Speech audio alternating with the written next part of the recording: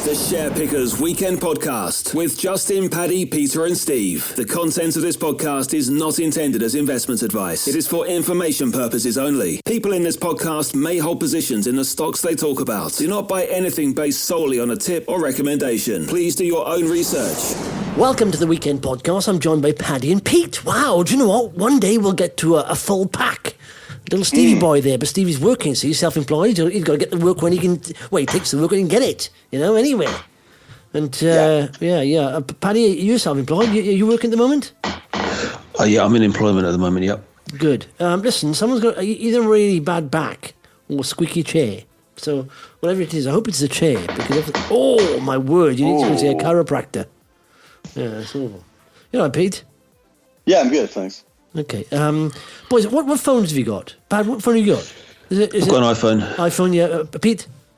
Yeah, iPhone. Yeah, iPhone. Me, I've got an iPhone. If you saw this week, it's the US accusing tech giant of monopolising the smartphone market.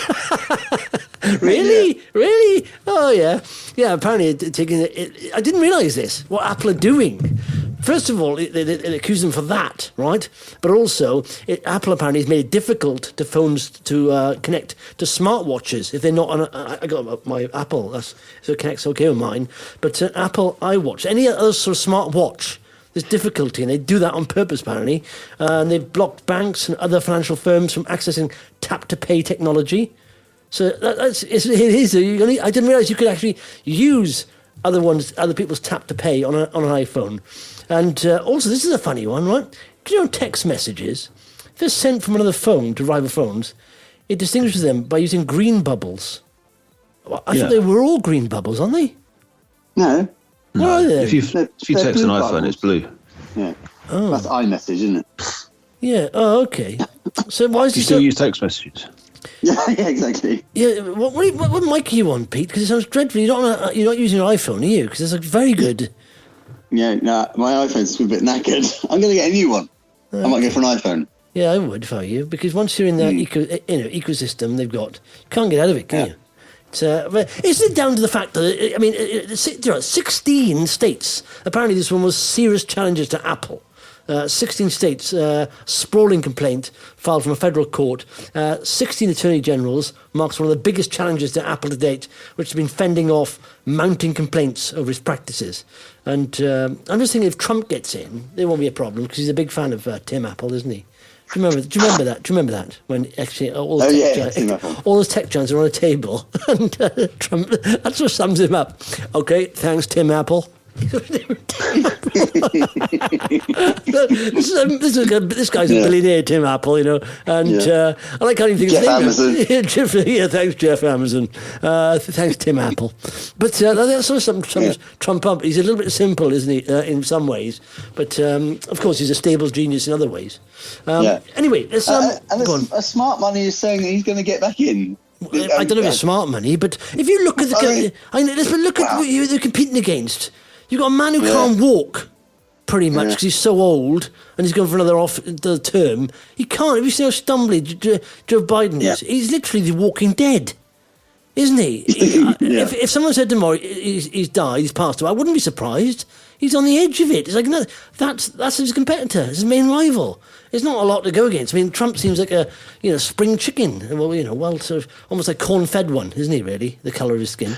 They're the same age, though, aren't they? Or they're not far off. Yeah, I think Biden's a few years older. Maybe I don't know. Certainly, around the same age. But there's not a lot of what options you've got there, is it? Trump the maniac or Biden the dead?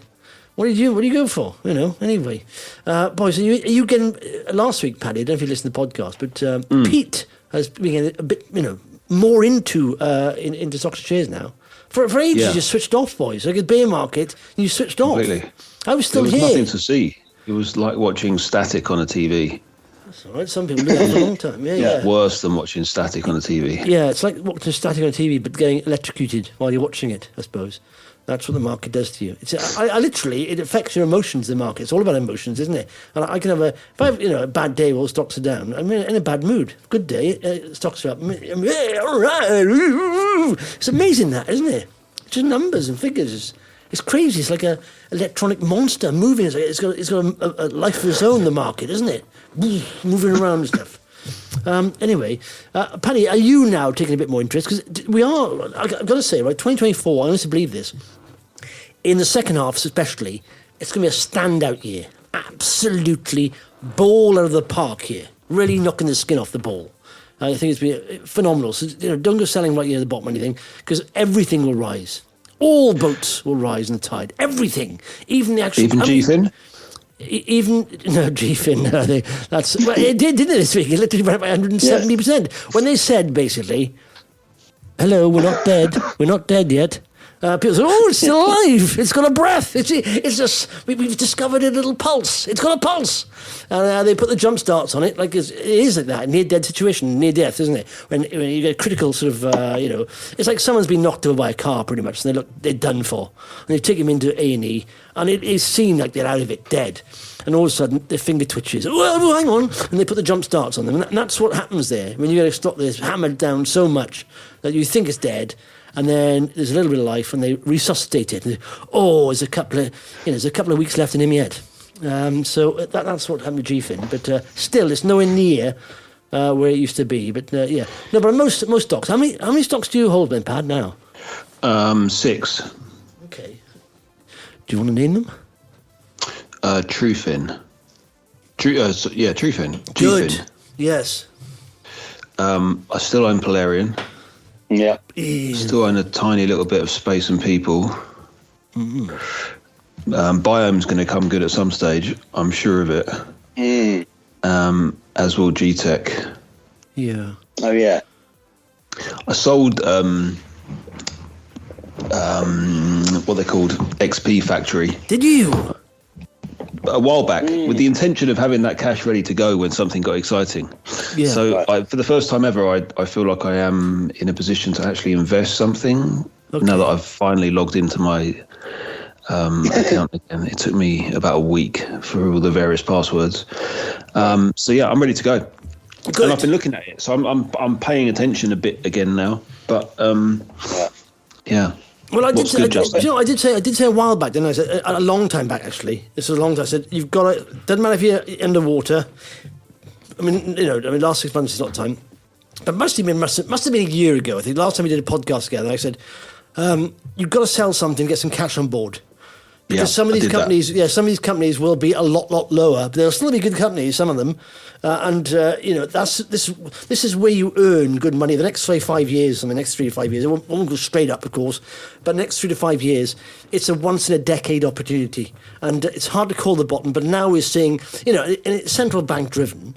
And of course, central banks have the levers and the pulley system to get it going again, and the ratchet system to get the market working. And that's where it's coming from. It's, interest rates are going to come down. Probably June, July, maybe, who knows? But it's going to be a second half this year. And the markets were looking... In fact, yesterday we had a bit of a all-market rally just on the comments from the Fed Bank, Andrew Bailey, Bank of England, which I think they were late raising interest rates. I think they're going to be late reducing them, because you don't wait till inflation gets to 2%, because then it's almost like, having a super tanker and saying, when do we stop this super tanker? You don't stop it when it gets 5 yards away from the coast. You stop it like a mile out, and slow it down and reverse drive, whatever you do, because that's the economy. Reverse drive. Yeah, you put it, just reverse, isn't it? I suppose I didn't need reverse, the word drive. Yeah. I didn't need the word drive there. Do you mean reduce them early, not late? Well, I think you should reduce interest rates, start easing them down, because the lag effect is about 12 to 18 months. I mean, I'm not talking about just because what's going to happen is, if you worry, what can happen is you go into deflation a little bit, and if economy, and that's really bad. So what you need to do is just edge it down a notch, 1/4%, and they should have done that. When they're edging it back up, they should have done that, and take the time. And in fact, it's always a central bank's sort of fault. They're always extreme, isn't they? They're pumping money in, reducing interest to nothing, then also rationing them back up. I said, but lads, keep it calm. Just keep interest rates at 2%. It's fine. And whatever happens to the economy, inflation sorts itself out. If it rallies like crazy, people will stop buying things. They stop buying things get too expensive. If I can go into the shop and pasta's £10, I won't buy pasta. Or whatever. So, going back to XPF, because I did sell a little chunk of back. Excuse me, sir, can you get close to your mic? I'm sorry. Talking about XPF, I sold a little bit a few months ago, but I kept most of my holding. on the belief that things will turn around, the economy will get better, people will feel wealthier, and that things like leisure stocks will see a decent recovery. Yes. And then this week they released results suggesting that even despite the economic situation, people are spending money, and them as the company are doing well, really, and that's really, really positive. And in true stock style. Well, the SP took a bit of a knock. I mean, it went up a bit and dropped down again, and then took a knock. And I thought, I don't really follow the logic, because the picture is getting better in terms of the picture's is surprisingly good for them as a business, and then the picture for the punter is getting better with national insurance drops and more higher disposable income, interest rates potentially coming down, etc., etc. And you sort of think, well, can't look further than just the immediate. That stock is doing, or that company is doing well, and will do even better. And I don't know. This is why I sold. This is it. This is exactly why. Yeah. Why? Because I don't think the stock market actually understands what they are or what they do. Right. Okay. I don't think people who work at the institutions would go into these places. Well, no, I don't think they have a full picture of what's actually happening there, because they've had lots of positive numbers, and it's never actually done what you would expect to happen. Like it's very frustrating. But hang on, we're talking about the last 2.5 years, man. We've been in a downtrend, and when you get to a recession, you do particularly feel that these kind of companies like this, leisure companies. First of all, what Pete said there is absolutely correct. The places to look now are these beaten down stocks. The sector, you look at the sector that's been beaten down, and you pick a good one within the sector. Now, XP Factory, there's 3 or 4 probably listed micro-cap leisure companies. There's Nightcap, what else is there? There's quite a few of them, but no, more than that, actually. There's about half a dozen of them that I'm aware of. And by far the best is XP Factory. It's that you got, most of these, Nightcap, for example, is, in fact, and you probably know the lady who runs it. She used to be on Dragon's Den, Sarah, something, I don't know. But anyway, it's mired in debt. Yeah. And you've got some of the bars, Evolution bars, Revolution bars, absolutely, completely under the net debt massively, millions and millions. And this is literally, I think they do have a net debt of 23 grand, but they're generating cash, it's fine. And their growth is very good. And I think it's in an area it's not a fad. People have generally wanted to go out and play games while they're having a few drinks these days, the younger people, even older people. So I think honestly, XP Factory will be one of the best recovery plays out there. Because literally, what's the market cap now? Maybe just, let me look at it, 44. So look at the figures, 96% growth to 44 million. This is for 12 months to the half year. They're changing the year end, so it's essentially 12 months, even though they're called interims. So 96%. So operating profit of 1.7 million from a 4.9 or 5 million loss. And this is you have to understand, when they start these new bars, there's a lot of setup costs, training costs, all that stuff. Now that was massive. In the last year, because they were rolling out these bars, that cost burden will reduce massively, because they're only opening a few bars a year, enough to get good growth. But it's as I said, as a percentage of their estate, it's getting smaller and smaller, so it won't be burdensome. And that's during a period of people like the punters, finding things, feeling the squeeze, feeling the pinch, Yeah, exactly. This is the worst time ever economically. We've had inflation go up. You've also got the living wage going up in April, which is sort of price. People are worried about that as well. But like I said, if you look at the margins on this business, it's not going to be as hit as some of the sort of just restaurant stocks or just bars, because their margins are a lot better than those. So they got good margins, they're good growth. They're literally what are they? They are a market cap of 25 million, doing 45 million. We're going to be 52 million soon in a year. So I think it's a good recovery play. I don't hold. In fact, if anything, I fell in love with the story too much, and I should have got out earlier.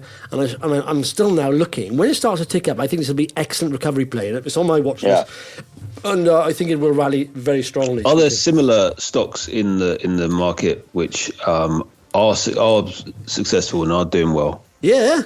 Well, I've done, if in fact, I don't want to give a plug here, but I've started with the first, I don't know if you've seen this week, I've rolled out on my website, it's not available to new members yet, I will be rolling it out, but StockScores, and what this aims to do, is essentially, it's microcaps. I've got a list of 100 companies, right? all pretty much some of them maybe a little bit over, or some of them maybe just good, I think, good recovery plays. Most of them, 98% of them, are sub 100 million market cap. That's because the best performers, and I'm not talking about pop and drop stocks, I'm talking about best performers, I'm talking long term, 3 to 5 years, best performers come from sub 100 million market caps. They generally got revenue growth, and that translates into profitable growth as they mature. And they continue growing throughout the year. So I rate every one of these companies via their metrics on growth, value, health, efficiency, momentum, potential, and I score them. And so these are well-run companies. There's loads on there, really, if you look at them. And if a company's top scorer, I own the number one top scorer here, and I'm up, I think it's about 30% on that. But it's got longevity. It's sustainable, because it's not like the resource companies you see are trouble. If you're a resource company and we're not in a bullish environment, and in fact, people think if you want to make a fast buck, you've got to trade a resource company. But you don't know when the pop is going to happen. You don't know when the drop is going to happen. So you could see, good sort of 50, 60, 100%, 200% in the bull market rise, and it'll come down because they need money. They haven't got any money. They're digging dirt in Africa looking for shiny stones and stuff. But the money they're using basically is going into the ground.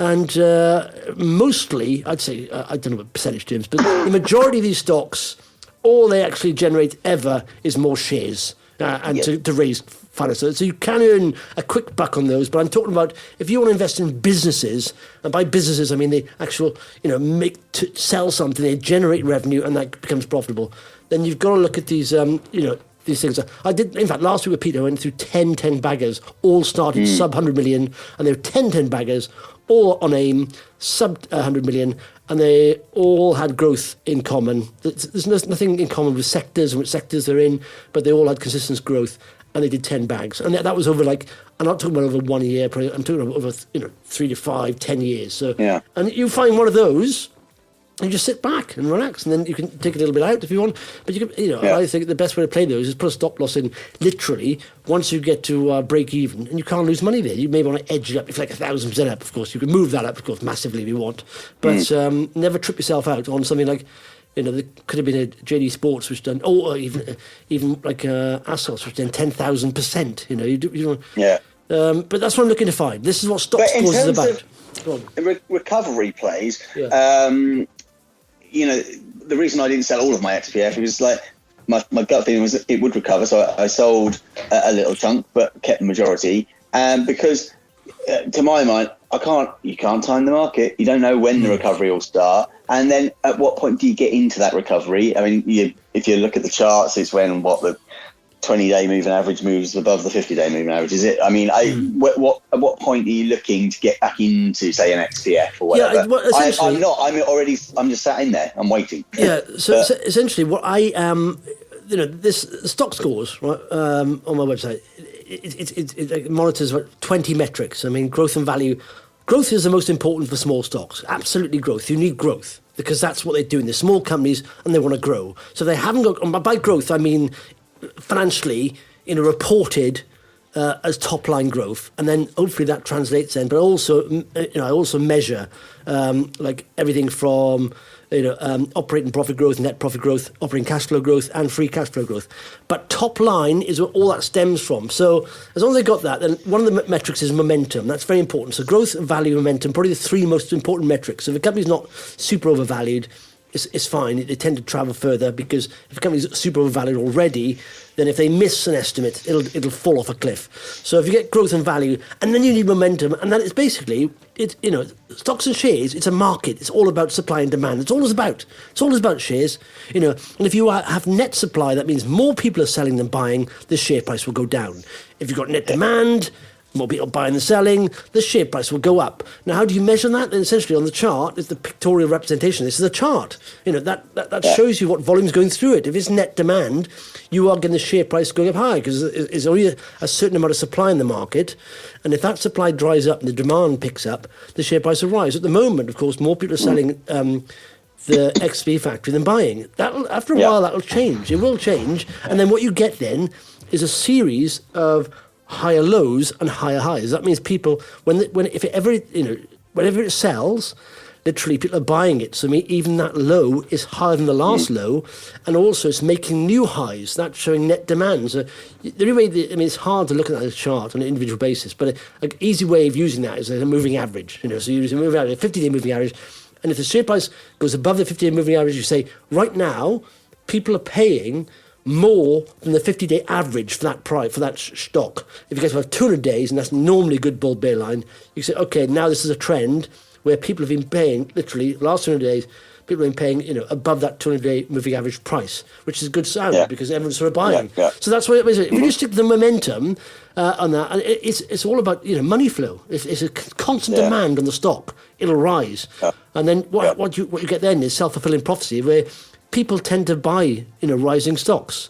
They tend to sell falling stocks. So then you get people coming in, that's a riser, I want to make money, I want to buy it. But of course, there's not that much supply about. So, market makers will push up the price and they'll carry on. So it's sell-through. Momentum is a very powerful force. But if you've got that, in conjunction with value and growth, then you're on to a winner. And that's why I've created this stock list to measure all metrics that matter.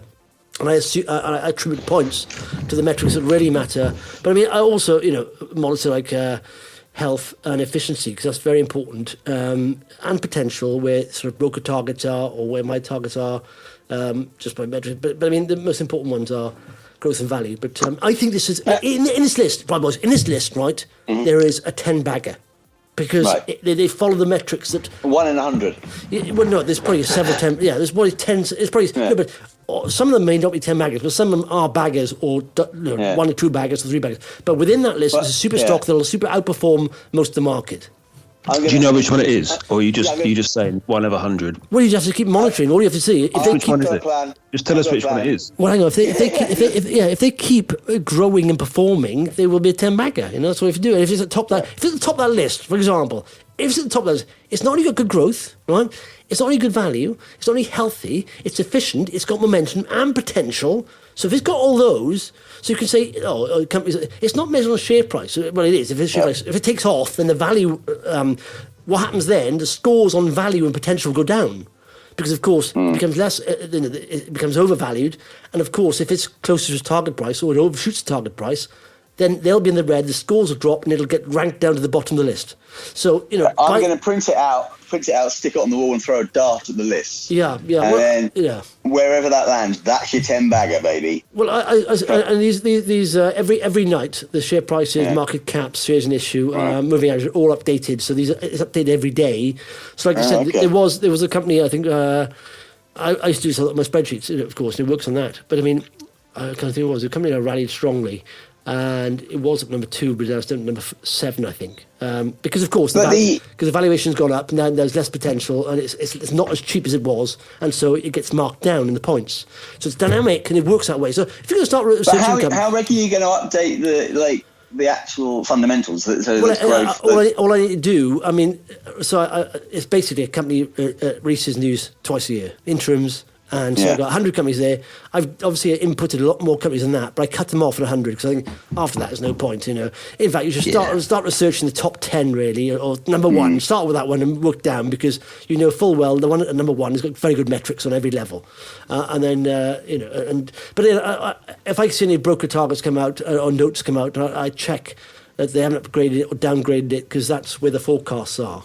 So what about the wonderful trading updates that companies sometimes release? So when you get a trading update, basically, if it's an upgrade, then the broker's up to the target. So I look through it and I'll adjust my forecast on that, and I'll also adjust the broker target on it. So it depends. But generally, okay. I'm thinking, can I manage? So I input all day. If you look at 100 companies there, because all the financial, and literally, I went through a period where I had to get them. I thought I've got to get them on the site, all of them, and it's taken me ages to input all this data. But I realise now it's not too bad to manage, because I think you probably get maybe 1 or 2 companies come up with interims or full results a year out of that list. So I just update them. So and I'll never go beyond 100. So it will be too much of a burden, hopefully. But check it out. Okay. But anyway, if people are non-members, I will be opening it up very soon. Just go to sharepickers.com/subscribe. And if you want to start with quality companies, it's a good thing to start off with. Just look at this is not a slam dunk buy. What I'm saying, but what I'm saying is, if a company's at the top of this list, they've got everything aligned. Everything's sort of aligned. They've got everything: growth, good value, the health is good, they're efficient, they've got momentum, and they've got decent potential as well. That means broker targets, forecasts are looking very good. So yeah. How about put 100 quid on each of them? So that's 10 grand. Yeah. And see what happens. Yeah. Well, thing is, I will be monitoring this to see how the top 10 perform, because unless the company comes out with some bad news, then as long as they keep performing, they'll do well, because it's only based on financial metrics. The only thing that's questionable sometimes are the forecasts, but because that's based on future, you can't really see the future. But if you've got a track record of a company, you can see what they're hopefully going to do, what their margins are, and all that stuff. But but that can change. But nevertheless, I don't ascribe huge amount of points to forecasts. I do ascribe some points, but not a huge amount. So it's not. Are you going to track the share prices for all of them? Yeah, well, no, I don't know. I'll see. I mean, I will. I've got to find a way of doing that. I need someone. I need to find out how I can track the share price of all these because they move. But. Yes. It's very detailed, isn't it? It's very detailed. Very detailed. Very, very detailed. Well, I'm obsessed with it. It's all I do. So it's. Really? I was thinking, what moves share prices? What does move share prices? And essentially, it's growth, value, and momentum. And then you get that. But there's a couple of other things. Not as easy as that. But once you get, even if you find this company with good growth, good value, and it's got momentum, you don't have to win it. Pretty much. It's, What are your on this? What are your forecasts based on? So. They're based on broker notes, essentially. But sometimes I'll give... So a broker could just come up with a target. And for example, so if you look at a company, click onto it, the target price there is what the broker gives it, right? And then I will... If you scroll down in the company, you can see the forecast at the bottom over the next 3 years. So you can't really forecast further than that. And then I would ascribe, for example, a multiple to like the revenue, the EBITDA, and the net profit, and based on where it's roughly been, in the last few years.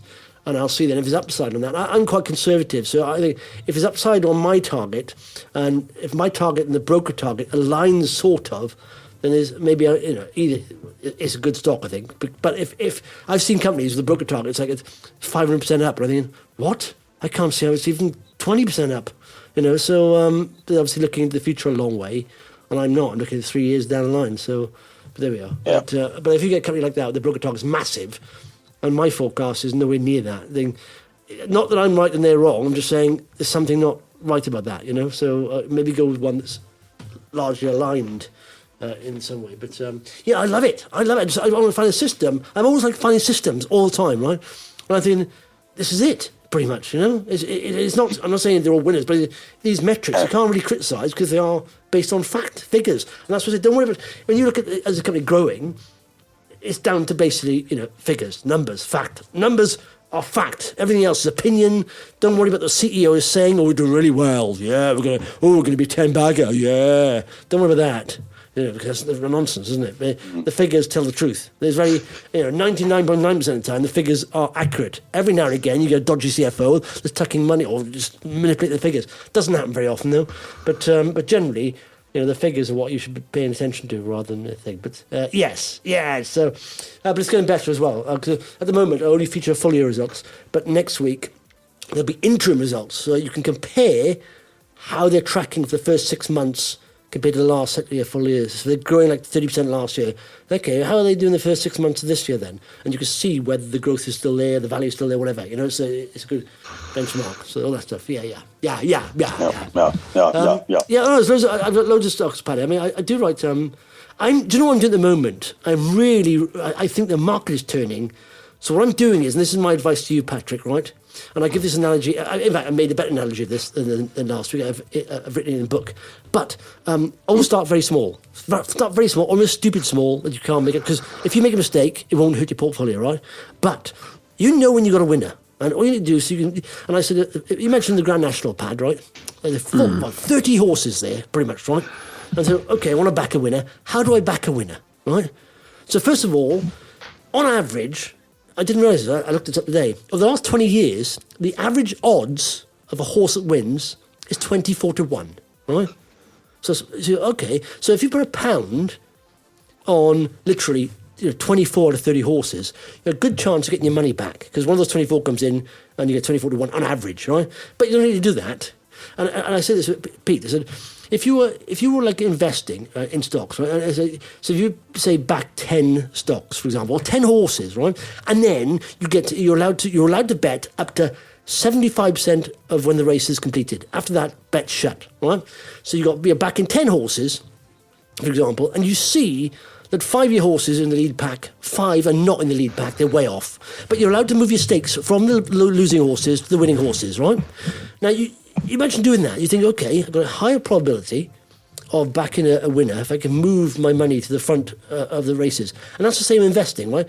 Would you ever move the money you've got in the 5 leading horses to the losers? You'd never do that, would you, right? But that's what people do all the time in stocks and shares. They literally average down or double down on the losers they've got, and then cut short the winners. And they don't ever do that. That's the 2 biggest mistakes investors ever make.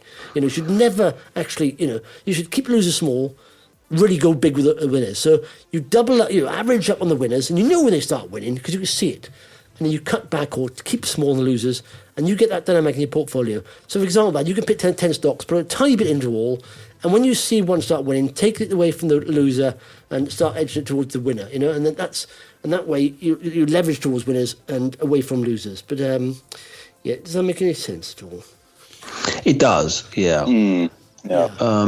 I guess the horse race is quite easy to see where they're going and what's coming up in the future, whereas with stocks it's not quite so easy. So it's harder to say yes for sure this one's going to be fine or this one's going to be bad. But what I'm saying is, trying to talk about, but what I'm saying is, I'll finish off here because I know I'm dragging on a bit. But but when you get a company that starts performing the share price and it keeps releasing news as good and it's boosts to its top line, the bottom line. They say this company's got something special, and then you got one company that's not going anywhere, and they're just treading water. They know it's not growing. They okay, listen, that one's not working out. I've got that wrong. I'm just going to move my money over to the winner, and then so you take it away from the loser, put it on to the winner. Winners keep winning. Share prices, people buy rising share prices, so it's all about that. So, and literally, so as long as you start small, right, and give yourself a couple of chances, you should do well. As long as you're buying stupidly pop and drop stocks, they've got no cash or something, then that's avoid those. I mean, every I'm famous for starting small.